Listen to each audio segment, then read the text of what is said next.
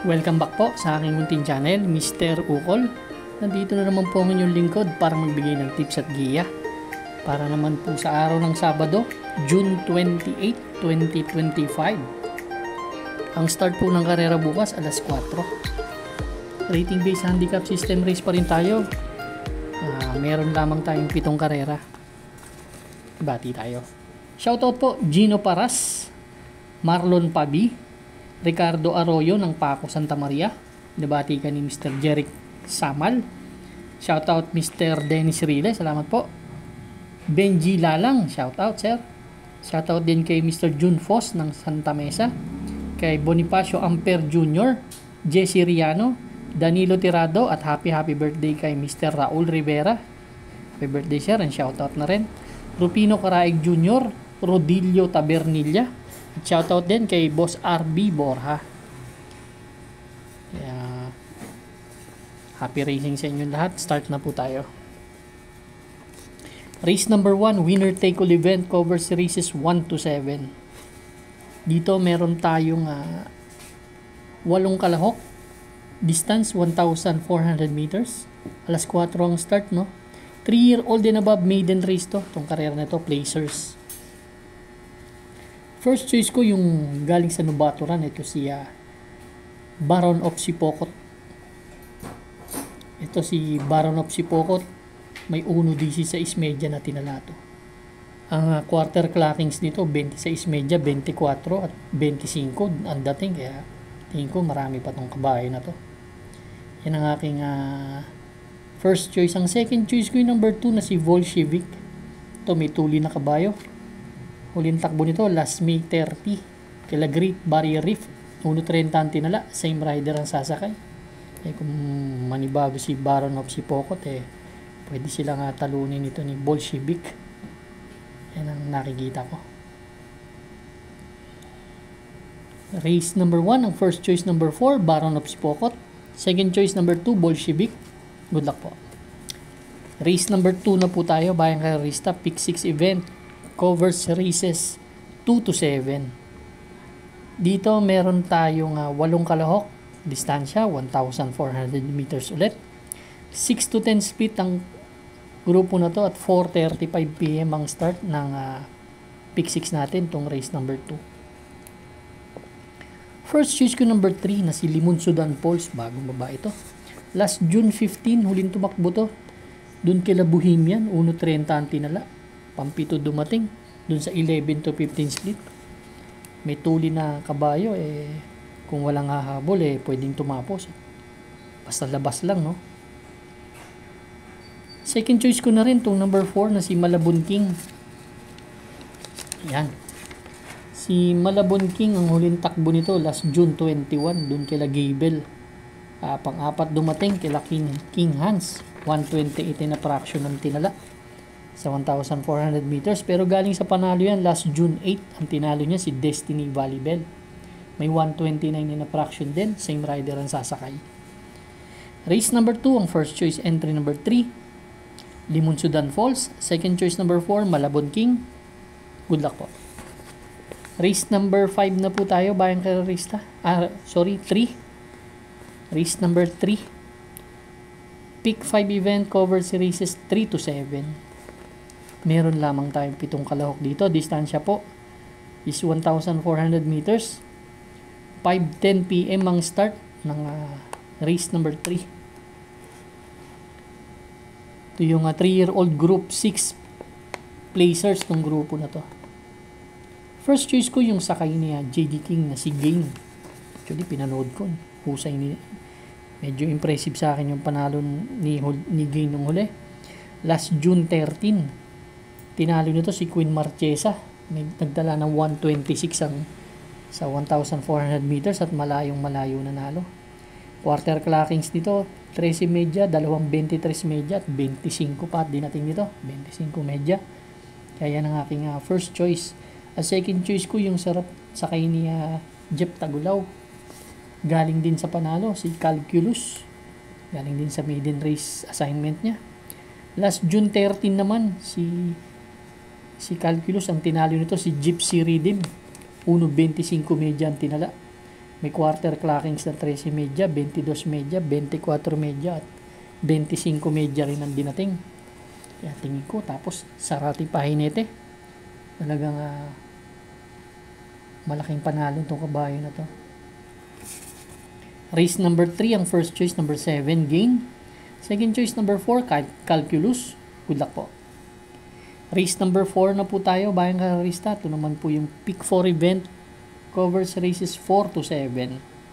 Meron lamang tayong 7 kalahok dito but 6 in betting options lang tayo. 1,400 meters distance. Non-placer, 5 split non-placer itong grupo na to. 5:45 PM naman ang start ng race number 4. Dito ang gusto ko si Queen Margot. Actually, bagong baba si Queen Margot. 6 to 10 tumatakbo to. So, ang huling takbo nito kaila California King. Hindi naman bagong baba. Tumakbo na siya sa 5 pero placer yon, no? Pang-pito dumating kaila California King, Boss Pabale. Nagtala lamang ng 130.6. Same rider ang sasakay pero tingin ko sa ilabas lang. Nalalamangan ako dito kay Queen Margot sa laban na to. Kaya ako susuluhin ko po entry number 3, Queen Margot. Good luck po. Race number 5 na po tayo, bayang kararista. Last extra double and last daily double plus 1 po. Dito naman meron tayong siyam na kalahok, distansya 1,400 meters, 11 to 15 split, 6:20 PM ang start ng race number 5. Ang first choice ko po dito yung entry number 5 na si Mabuhay. Medyo impressive sa akin yung huling takbo nito. Last June 15, segundo dumating to kay Dreams of the World. Nagdala ito ng ng 127. Same rider ang sasakay. Medyo ganda ng prueba. Nagulat ako, ganda ng tinakbo doon sa mataas na grupo na yun. Kaya yan ang aking first choice. Ang second choice ko yung number 2 na si Batang Kangkalu. Si Batang Kangkalu naman, galing sa panalo to last June 22. Si Cold Digger tinalo to, sila Distant Thunder. May 127.2 rin sa 1,400 meters. Then last June 7, segundo yan kay Amor My Love. Nagtala ng 128. Kaya tingin ko nasa condition tong kabayo na to. Malakas rumimate. Ang third choice ko yung number 7 na si Shanghai Chic na isang malakas rumimate. Makachamba. Race number 5 po, ang first choice entry number 5, Mabuhay. Second choice number 2, Batang Kangkalu. Third choice po, number 7, Shanghai Chic. Good luck po. Race number 6 na po tayo, bayang kararista. The penultimate race. Last double natin to. Meron tayong 8 kalahok. Siyam na kalahok but 8 in betting numbers lang tayo. No? 9 entries pero 8 in betting numbers lang. 1,400 meters distance, 28 to 33 speed yung grupo. 6:55 PM naman ang start ng race number 6. Dito ang first choice ko yung entry number 8 na si Euroclidon. Si Euroclidon last June 21. Doon tumakbo to kila Crusading. Medyo mataas na grupo, no? Pang-apat lang dumating. Nagtala ng 126. Pero may 125 yan sa sa 1,400 meters. Nung huling takbo niyan kay kaya Hey Jojo, tercero dumating yan, 125 and a half, pero hindi pa maganda sa lida. Ngayon, ganda ng post position, nasa labas. Baka pwede nang manalo tong kabayo na to. Ang second choice ko, yung galing sa bakasyon to, si Ninong. Si Ninong naman, bago magbakasyon to, galing sa dalawang sunod na segundo to. Unang sinigunduhan ito, last March 15, kaya full combat order, may 127 at kay Caligan, yung imported horse na malaki. Segundo rin siya dun sa isang mile race, nagtala ng 143. Sa isang mile race. 28 to 33 split din naman ang tinatakbuhan yan. Kaya tingin ko, kung mapapaganda yung ano niyan, yung bakasyon, pwede na. Ang third choice ko po dito, magbibigay akong third choice, no? Yung 5 and 5A, Amazing, tsaka Simply Jessie. Si Simply Jessie, galing yan sa panalo last June 13, nagtala ng 1.13 yan sa isang maiksing karera. Umakyat ng grupo to, pero alam naman natin na mataas ang grupong tinatakbuhan nito.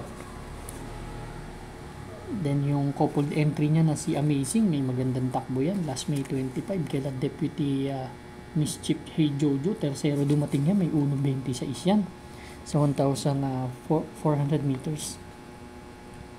Race number 6, ang first choice, entry number 8, Euroclidon. Second choice, number 1, Ninong. Third choice po, 5 and 5A, Amazing, Simply Jessie. Good luck po. Race number 7 na po tayo, last and final race for Friday afternoon racing. Saturday afternoon racing. Paratingin ang ating mga exotics, winner take all, pick 6, pick 5, pick 4, last extra double, and last daily double plus 1 po. Dito naman, meron tayong siyam na kalahok. Distansya, 1,400 meters. 11 to 15 split po itong grupo na to. Dito ang first choice ko, yung entry number 2 na si Super Spunky. Last run nito, June 15. Segundo to kay Bohemian, nagtala ng 127. Change jockey from P.O. Repe to Patricio Ramos de Lemona. So nag-umento sa hinete. Kung hindi nila malulutya to, tingin ko magiging problema nila to si Super Spunky. Ang second choice ko si Isla Puting Bato. Itong kabayo to, malaso yung mate.